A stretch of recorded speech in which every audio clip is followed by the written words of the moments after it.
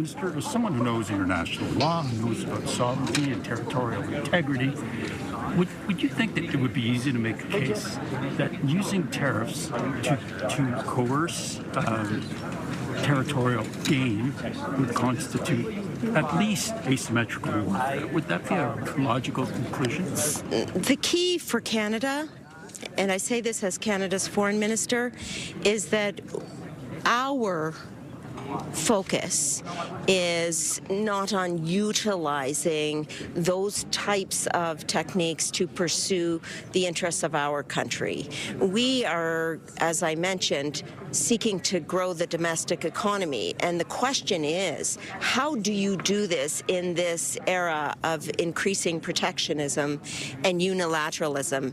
And the way that we are addressing these global issues in an incredibly volatile global environment is to say we need to diversify our supply chains, we need to diversify our trading partners. What sets Canada apart from other countries with whom we are speaking, for example, is that we have a strategy and we're pursuing that strategy. For example, in China, ensuring that we have a strategic partnership and that we are reaching a deal where we're lowering canola tariffs and tariffs on sea and fish products. In addition, ensuring that we are securing foreign direct investment for our country. Recently, the UAE put down a commitment of $71 billion of foreign direct investment for Canada. So we have a strategy that differentiates us from many other countries who are looking to Canada to lead in this moment, and that's exactly what we are doing. Minister, Minister, will Canada send more troops to Greenland to take part in sovereignty exercises that the Danes are planning?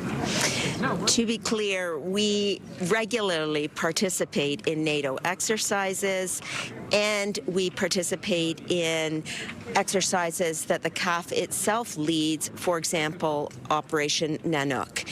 And regarding future deployments and future exercises, those are decisions that the Minister of National Defence makes together with the Chief of Defence Staff. I can say that we look forward to continuing to participate in both NATO exercises as well as exercises led by the Canadian Armed Forces itself. What are you going to do if the U.S. take control of Greenland? Will Canada intervene? And would you consider, is there a scenario? You said maybe this next step of the U.S. is Canada. First, I would like to start by saying that we are here as proud and strong Canadians. That is our country. And with Greenland, what we'll do will continue to be there as a partner, an ally of NATO, and we are also an Arctic country. We have a strategy for our Arctic, and that means $80 billion increased spending in defense. So this is an issue of continuing to build our international relationships, the protection of the Arctic, ourselves and with our partners, and also being there with NATO countries. Always. As a founding member of NATO, we'll always be there with our allies. The Canadian government, is the Canadian military looking at scenarios to defend Canada in the event of an American attack? The work that we are doing in terms of foreign affairs is to grow the Canadian Armed Forces, to invest significantly in the Canadian Armed Forces, and to always ensure that the defense and protection of our country is first and foremost on top of our list of priorities. In terms of CAF planning, those are questions for the Chief of Defence Staff, and I refer you to them. Minister, what would you say is the greatest threat to Canada's national security today?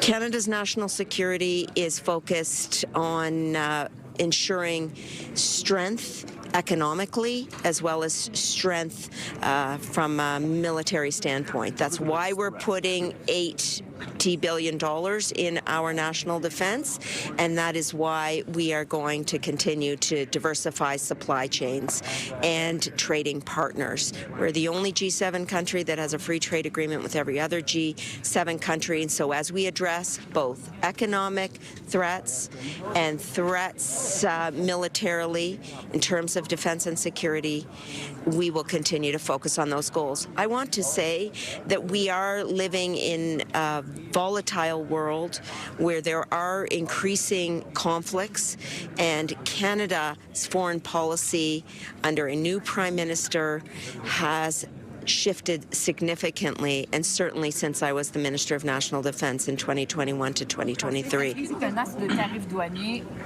In terms, do you think tariffs would stop Canada from sending, would a threat of tariffs like Mr. Trump has done for European countries, would that stop Canada from sending soldiers to Greenland? As I said, first, the decisions concerning our armed forces remain with the armed forces and Minister McGuinty. That's the first thing. The second thing is that we are here always with our allies, our NATO allies, and I've said that, the Prime Minister has said this, and this means that if there is the requirement of being there with them, not just for meetings, but always we are there, always, because that is a collective spending matter, and we believe in the principles of NATO, so we are always there. Can you clarify what you mean by we are there? So if the U.S. takes control of Greenland, would you send troops from Canada? I know that you want me to offer a decision that remains with the head of the armed forces, but that is not my role. And I will say again that the decisions for the Canadian Armed Forces remain with the Canadian Armed Forces and Minister McGuinty. But concerning our foreign policy, I would like to underline that we are here in Davos to say that Canada will build our supply chains and also our economic partnerships first. Second, we continue building the defense and security of our country. We are strong and proud Canadians. Does your government message to Donald Trump at Davos right now when it comes to that Greenland? As I said in French just now, Canada is an independent country, strong and sovereign, and we will continue to underline the importance of territorial integrity and sovereignty as key principles upon which we participate in NATO and other alliances every day. And that underlines the reason why we will continue to support the Kingdom of Denmark and Greenland. It's a broader question of what are the operating principles upon which we undertake our diplomatic relations. And the operating principles, while this world is so volatile, the operating principles themselves haven't changed. The operating principles are state sovereignty and territorial integrity, and those principles underpin our membership in NATO and our relationships diplomatically around the world. They also underpin the international legal order, and I will say it again, as Canadians, we will continue to stand up for the true north, strong and free, as we expect our allies, partners, and all other countries to respect that sovereignty. Does your government